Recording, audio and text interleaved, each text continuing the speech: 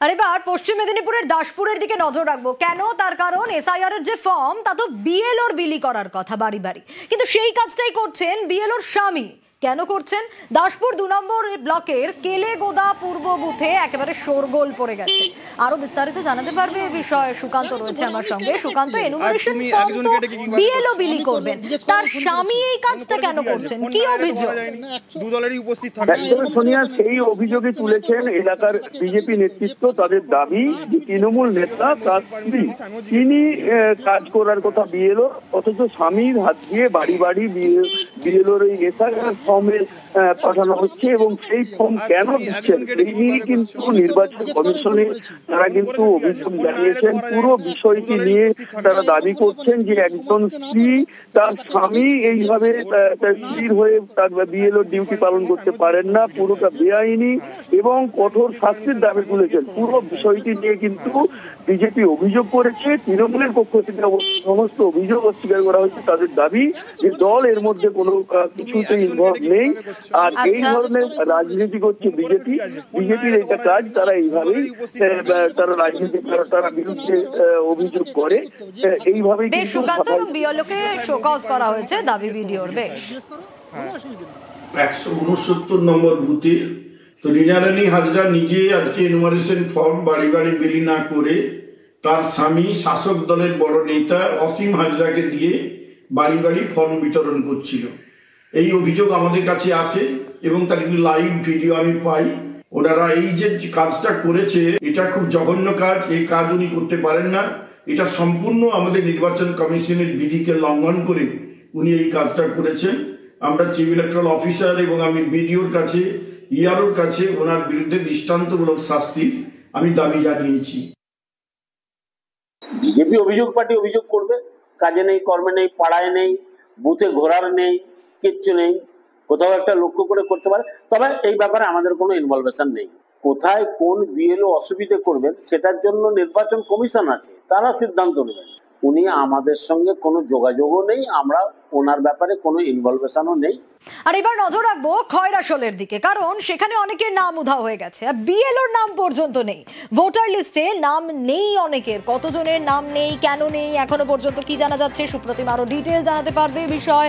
সুপ্রতিম, দেখো, খয়রাশোল এই যে গ্রাম, সেই গ্রাম 2002 সালে ছিল দুর্গপুর বিধানসভার অন্তর্গত, আর এখন হয়তো হয়ে গেছে দুর্গাপুর বিধানসভার অন্তর্গত, যেটা এখন 95-96 নম্বর বুথ। কিন্তু এখানকার স্থানীয় মানুষরা যখন ভোটার লিস্ট ডাউনলোড করছে 2000 সালে নির্বাচন কমিশনের ওয়েবসাইট থেকে, সেখানে 22টা কথা দেখালেও ডাউনলোড হচ্ছে 18টা কথা, এবং সেক্ষেত্রে 136 জনের নাম কিন্তু দেখাচ্ছেই না, অর্থাৎ 136 জনের নাম পুরোপুরি বাদ।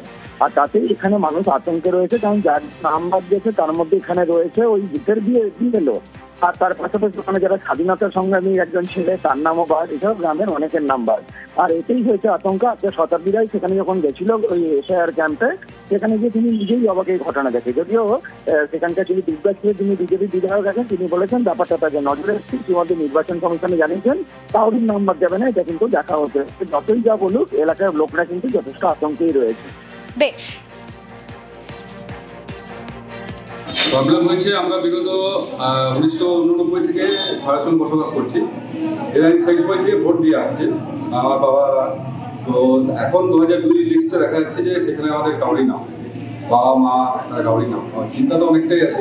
খারাপ মানে চরম আঘাত, একটা বিরাট আঘাত। একটা বরাবর 1957 সাল থেকে একটারা ভোট দিয়েছি, 30 বছর একটারা নিজে পঞ্চায়েতে দাঁড়িয়েছি, তো ভোটার লিস্টের নাম থাকলে হলো কি করে? স্বাধীনতা সংগ্রামী আপনাদের পরিবারে কে ছিলেন? আমার বাবা দমদমে জেলে ছিলেন, সোমেন ঠাকুর, বড় বড় নেতারা আমাদের বাড়িতে এসছেন। বয়স কম হলে আমি আবারও অনশন করে দিতাম। এক জায়গায় গেলাম, বিএলও নিজেরই নাম নেই। আচ্ছা, সেই তো বলছে আমার নাম নেই, আমি কি করছি? আপলোড যখন করা হয়েছে 22 পেজ বলা হচ্ছে, আছে 18 পেজ, তাতে 136 জনের নেই। আচ্ছা, সংশোধন করে যেগুলো নতুন আছে সেই 35 জনের নাম আছে, পরে মাঝখানে পেজগুলো নেই। আজকে আপনার পাশে একজন যাকে আপনি ছোটোবেলা থেকে দেখেছেন, দাদু বলেছেন, কাকু বলেছেন, বৌদি বলেছেন, তারা হঠাৎ প্রমাণ পাবে না, তাকে চলে যেতে হবে। সমস্যাগুলো শুনে যাচ্ছি, এতে একটা একটা করে পয়েন্ট আমি সমাধান রাজ্য থেকে নেবো, নিয়ে সেগুলোকে আমি রিলে করবো যে তোমরা এগুলো এরকমভাবে সমাধান করো।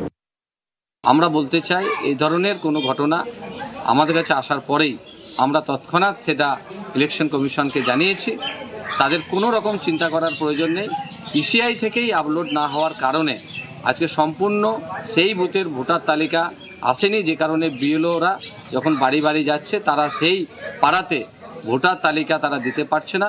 নিশ্চিন্তে থাকুন, আপনাদের কারোর কোনো মানুষের বৈধ ভোটারদের ভোটার তালিকায় নাম থেকে কেউ বাদ দিতে পারবে না। নজর রাখবো এবার মতুয়া ঘরে শুভেন্দু অধিকারী। ঠাকুর বাড়িতে আরেক নতুন সংগঠন, ভাই শান্তনু ঠাকুরের কমিটি ছেড়ে আলাদা কমিটি তৈরি করলেন দাদা সুব্রত ঠাকুর। এই কমিটিরও নাম অল ইন্ডিয়া মতুয়া মহাসংঘ। এরই উপদেষ্টা মণ্ডলীতে শুভেন্দু অধিকারীর নাম ঘোষণা। এই ঠাকুর বাড়িতে বুধবার আরেক ছবি, এসআইআর প্রতিবাদে আমরণ অনশনে অল ইন্ডিয়া মতুয়া মহাসংঘ, মমতা বালা ঠাকুরের নেতৃত্বে।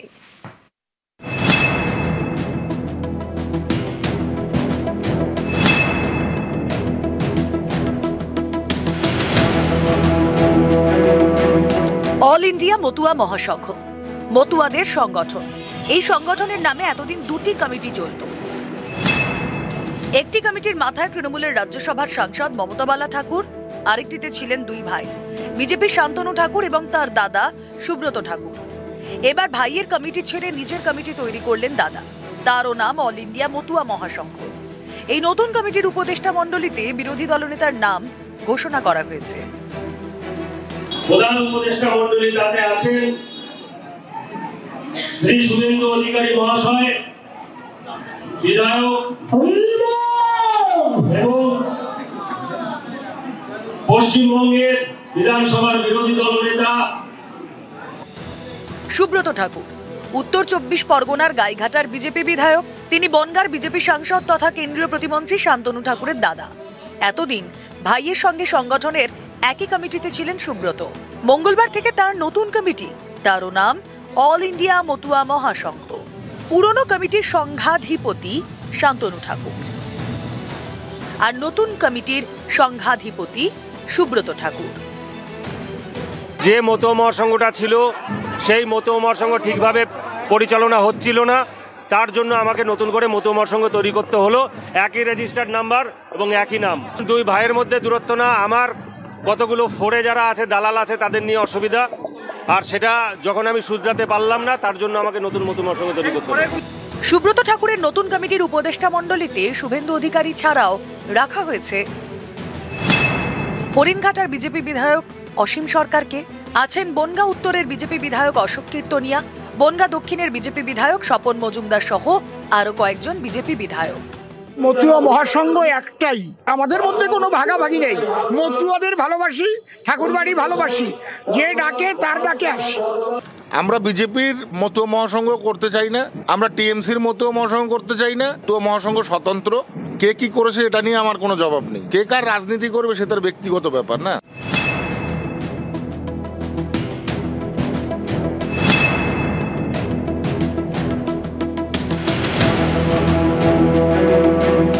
রাজ্যে মতুয়াদের খাসতালুক ঠাকুরনগরের ঠাকুরবাড়ি।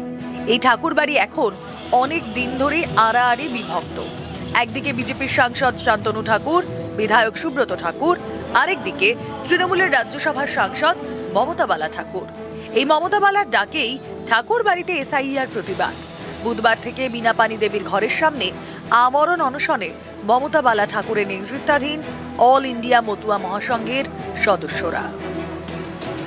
এখানে একটা বাজার গরম করার জন্য, চেয়ার গরম করার জন্য যখন যা খুশি তাই করে বসছে। বাংলাদেশি মুসলমান রোহিঙ্গারা এখানে রয়েছে, কোনো অনশন ফনশন কিছু নেই, এগুলো একটা ফাজলামো। আরে মতুয়ারা কাদের পক্ষে, আপনারা সেদিকে ফলো করুন। হরি ঠাকুরের ঘরে বড় বড় কথা বলে জন্ম নিলে সে মতো হওয়া যায় না। মতো যদি দেখতে হয় তাই অন্বেষণে বসে মানুষের বিপদের পাশে দাঁড়ায়, এবং তারা প্রকৃত মতো কিনা মতোরাই সেটা ডিসিশন নেবে। ও জানে যে পাততলায় মাটি নেই, কয়েকদিনের ভিতরে হয়তো ওর ঠাকুরনগর ছাড়তে হতে পারে। আচ্ছা, তাহলে কত নিচে নামতে পারে সেটা মতোরাই বুঝুক। উত্তর 24 পরগনা থেকে অনিরুদ্ধ কীর্তনিয়া, নিউজ 18 বাংলা।